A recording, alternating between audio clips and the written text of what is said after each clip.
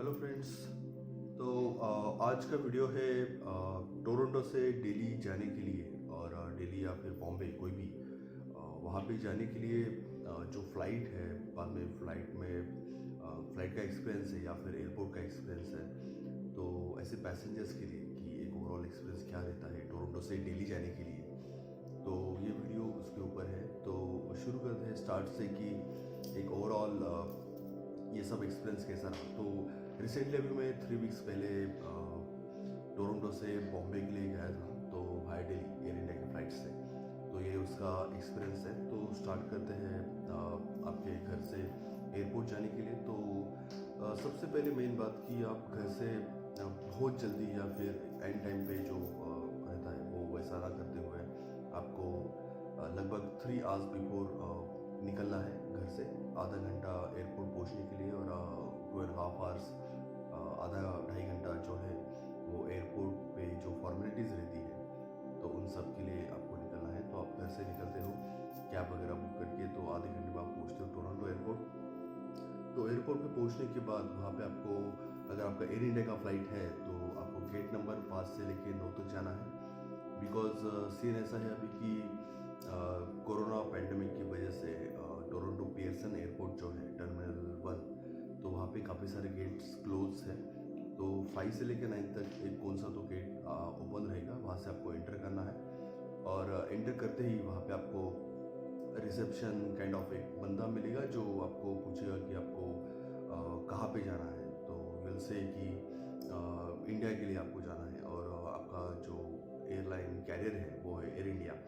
तो he will direct कि आपको यहाँ से लेके वहाँ तक जाना है और एक आपको काउंटर बता दिया जाएगा कि आपको कौन से काउंटर पे जाना है। तो आप वहाँ से निकलते हो एयर इंडिया काउंटर के लिए। तो अब मैं जो 3 घंटा बोला तो इसमें बेनिफिट ये है कि आपको लंबी कतारें वहाँ पे, लंबी क्यू वहाँ पे नहीं मिलेगी और आपको एक आसानी से वहाँ पे आपका जो बोर्डिंग है वो वहाँ पे हो जाएगा। नहीं तो होता ये कि लास्ट मोमेंट पे काफ़ी सारी बड़ी भीड़ रहती है वहाँ पे। मैं खुद ने देखा है कि काफ़ी सारी लंबी लाइनें वहाँ पे लगी रहती है और काफ़ी सारे फॉर्मेलिटीज़ करते करते काफ़ी भागम भाग हो जाती है वहाँ पे। तो ये सब बचाने के लिए आप एटलीस्ट 2.5 घंटा एयरपोर्ट पे होना चाहिए ये सब करने के लिए। तो आप पहुँचो एयर इंडिया के काउंटर पे। तो वहाँ पे जाने से पहले आपको एक अंडरटेकिंग फॉर्म है, वो फॉर्म को दिया जाएगा जो आपको खुद के हाथ से फिल करना है। अंडरटेकिंग फॉर्म इसलिए कि आपको ये पूछा जाएगा कि आप इंडिया में जाने के बाद आपको कहाँ जाना है, आप कौन सा सिटी, कौन से तालुका, डिस्ट्रिक्ट, आप गाँव, वाटर जो भी है।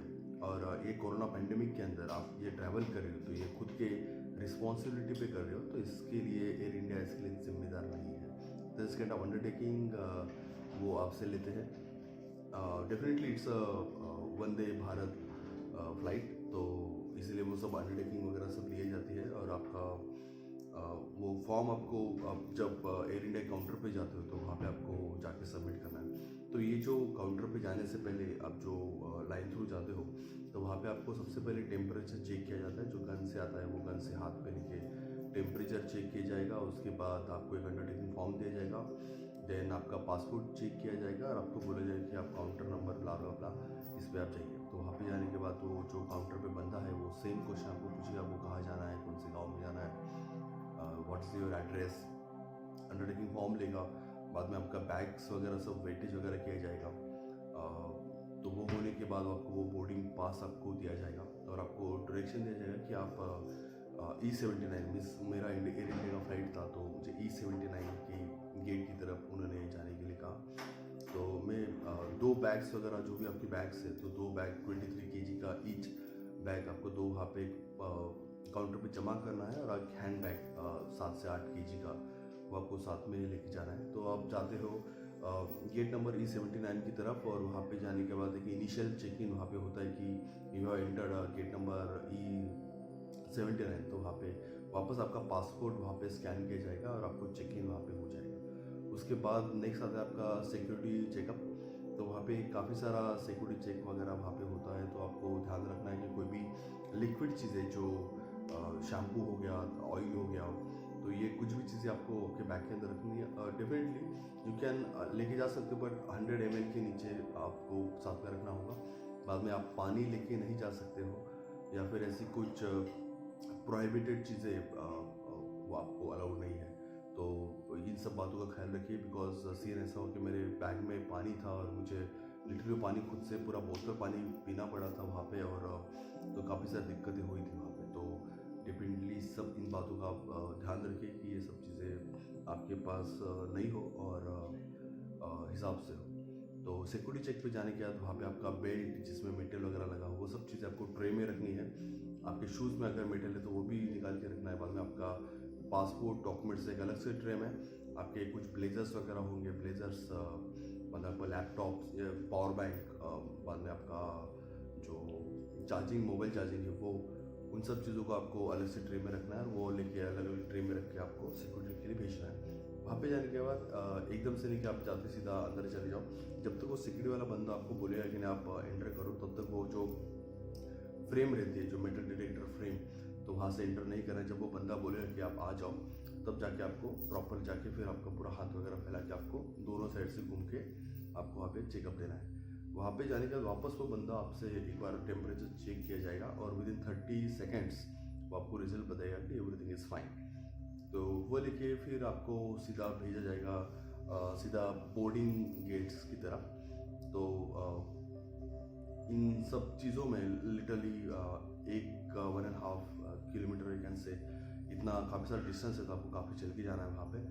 तो मेरा था शायद F17 या F16 कुछ तो ऐसा एक गेट था, बोर्डिंग पॉइंट, जहाँ से मुझे जाना था। तो बीच में एयरपोर्ट काफ़ी सारा खाली है। जनरली टोरंटो पीएसएन एयरपोर्ट काफ़ी सारा क्राउडी है, बट इस पैंडेमिक के अंदर काफ़ी सारा ये जो एयरपोर्ट है वो बहुत ही सुनसान नज़र आता है सब आजू बाजू में। जो कस्टम के ड्यूटी फ्री आइटम्स उसके शॉप्स वगैरह ओपन है, बट वो भी लिमिटेड। तो और सिटिंग्स अलाउड नहीं है। बाद में आपके जो वॉशरूम्स वगैरह है, रेस्ट रूम्स वगैरह है, वो ओपन है, पर विल मेक श्योर कि आपके पास मास्क लगा होना चाहिए कंटिन्यूस, और जब भी आप जहाँ पे जाते हो किधर टच करते हो तो डेफिनेटली आपको सैनिटाइज करना है अपने हाथ। तो वो होने के बाद आप जाते हो बोर्डिंग पॉइंट्स की तरफ।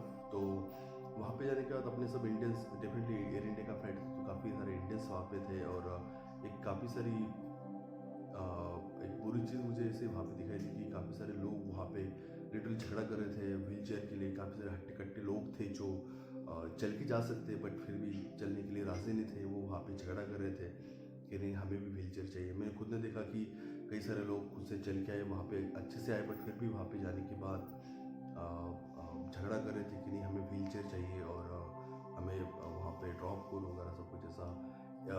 कनाडा एयर इंडिया जो कनाडा पियर्सन एयरपोर्ट के वहाँ पे जो स्टाफ था, जो मैनेजमेंट स्टाफ था, वो काफ़ी सारा उससे उनको दिक्कतें आ रही थी। वो देवर टॉकिंग की काइंड ऑफ रबिश थिंग्स, और ये क्या है सब कुछ, ये बंदे लोग को क्यों चाहिए व्हील चेयर। मैं खुद ने देखा कि काफ़ी सारे बूढ़े लोग वैसे बैठे थे, बट बंदे मान नहीं रहे थे। मत कीजिए सब ये चीज़ें अगर आपको सच में ज़रूरी नहीं है तो, बिकॉज मैं खुद ने सुना वहाँ पे काफ़ी बोर्डिंग के गेट के पास बैठा था वो स्टाफ के आजू बाजू में, तो literally they were literally disturb, और उनको लिटरली इरिटेट हो रहा था सब चीज़ों से, बट दे वर मैनेजिंग। तो ये सब होने के बाद आपको एक किट दिया जाएगा जिसमें face shield, mask, normal face अपना जो नोज़ और माउथ का जो मास्क रहता है वो वाला मास्क, बाद में सैनिटाइजर की 4 से 5 पाउचेस वो दिए जाते हैं। उसके बाद वहाँ पे अगर आपका नंबर जो है मिडल सीट पे है, जैसे ABC, तो B अगर आपका नंबर है तो आपको PP किट दिया जाएगा, और ये मैंडेटरी आपको पहन के जाना वहाँ पे अंदर है। तो PP किट आपको दिया जाएगा। बाकी सब बंदों को कंपलसरी फेस शील्ड, मास्क और मास्क दिया जाएगा। तो वहाँ पे जाने के बाद भी आपका पासपोर्ट, बोर्डिंग पासेस, ये सब स्कैन किया जाता है। और ये सब होने के बाद अब इन सब पूरा बोर्डिंग कर रहे थे, किसी ने भी मुझे कोविड नेगेटिव टेस्ट का रिपोर्ट नहीं मांगा, ना किसी ने मुझे SR सेल्फ रिपोर्टिंग फॉर्म या एग्जामिशन फॉर्म, ये कहीं पे भी अब तक नहीं मांगा गया। Only your passport, your boarding passes, that's it. इन सब चीज़ों का वहाँ पे रिक्वायरमेंट है। ये होने के बाद आप जब फ्लाइट में पहुँचते हो, तो फ्लाइट में पहुँचने के बाद आप देखते हो कि आपकी जो सीट नंबर से वहाँ पे ऑलरेडी खाना रखा गया है, और पूरे फ्लाइट के अंदर आपको बस 2 टाइम खाना दिया जाता है। तो डोंट एक्सपेक्ट कि बहुत कुछ अच्छा खासा खाने के लिए आइटम्स है या फिर रबिश आई विल से कुछ भी लायक नहीं खाने की तरह, बिकॉज जो फ्रैंकीज वेज फ्रैंकीज वगैरह जो भी आइटम्स थे लिटरली टेस्टलेस आई वुड से। और बाद में जो टच स्क्रीन पैनल्स है वो पूरे बंद है, चार्जिंग पॉइंट्स डेफिनेटली चालू है, बट टेस्ट जो स्क्रीन्स वगैरह है वो पूरी बंद है, they are not allowed to start.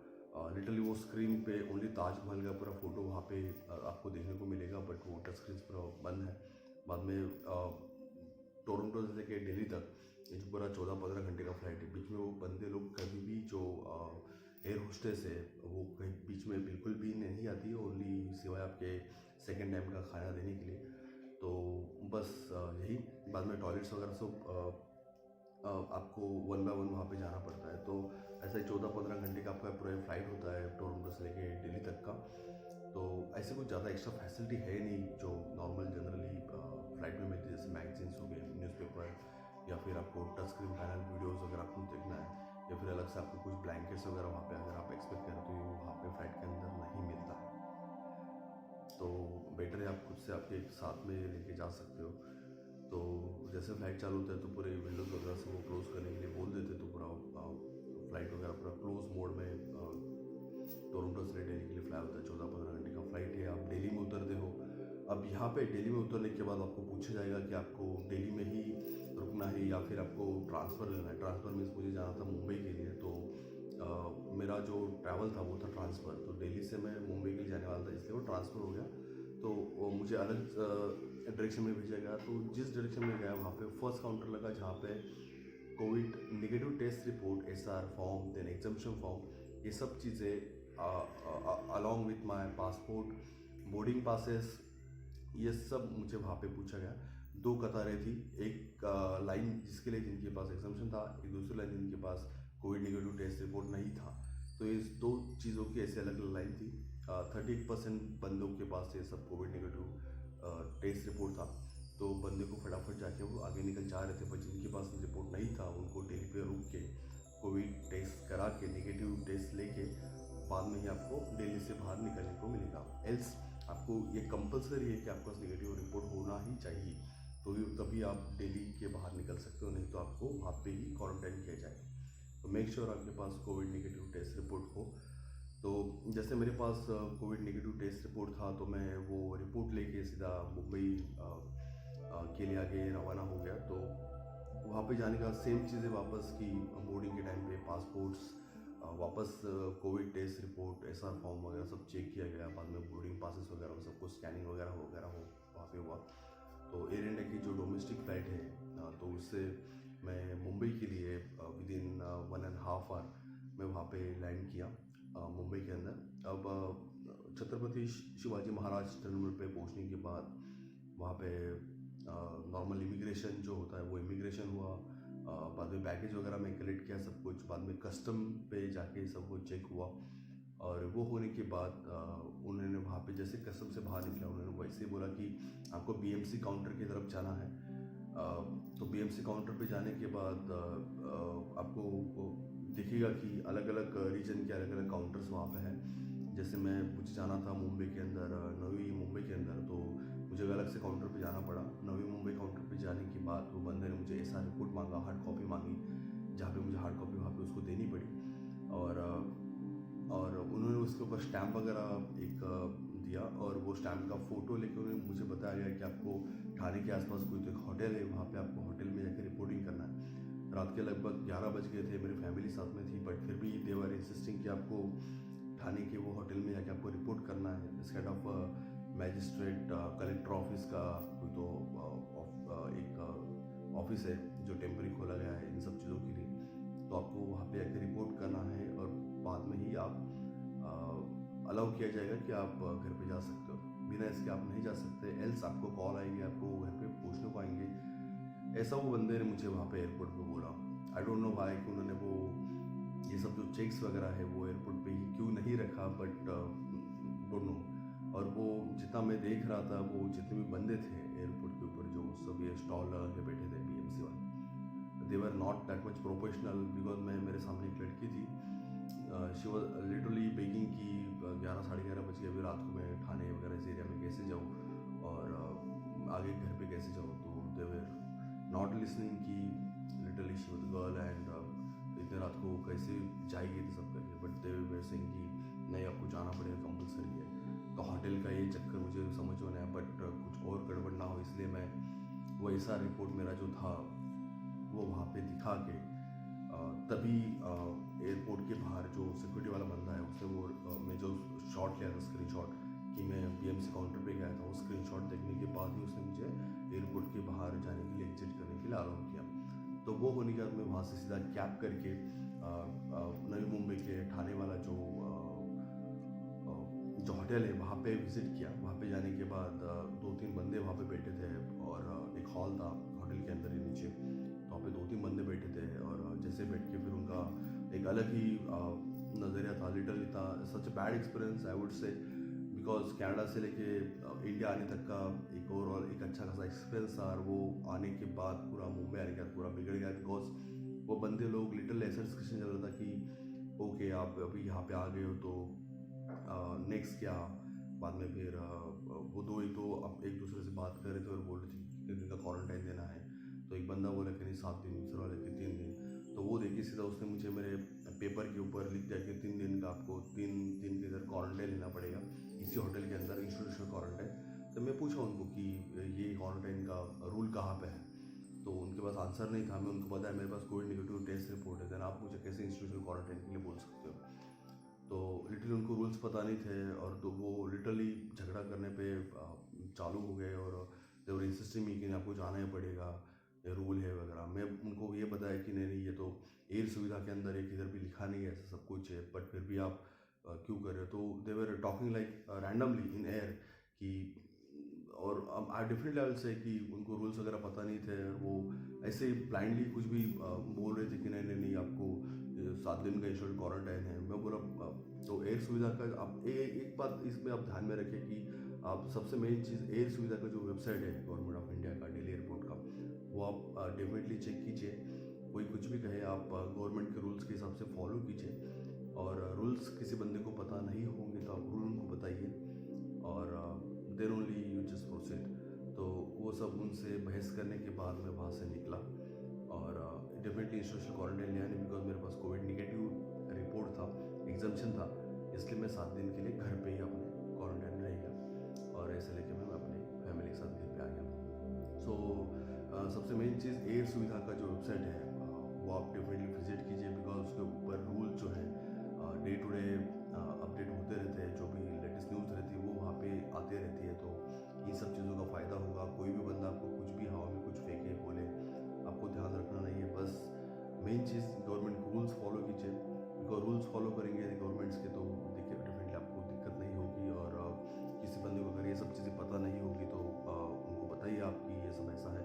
तो सॉफ्ट कॉपी के साथ आप हार्ड कॉपीज़ भी साथ में रखिए, बिकॉज होता ये कि अगर कल जाके मोबाइल अगर आपका बंद हो गया, सब कुछ हो गया तो सब कुछ खत्म, तो डेफिनेटली हार्ड कॉपीज़ का भी एक बैकअप आपके पास रहने दें।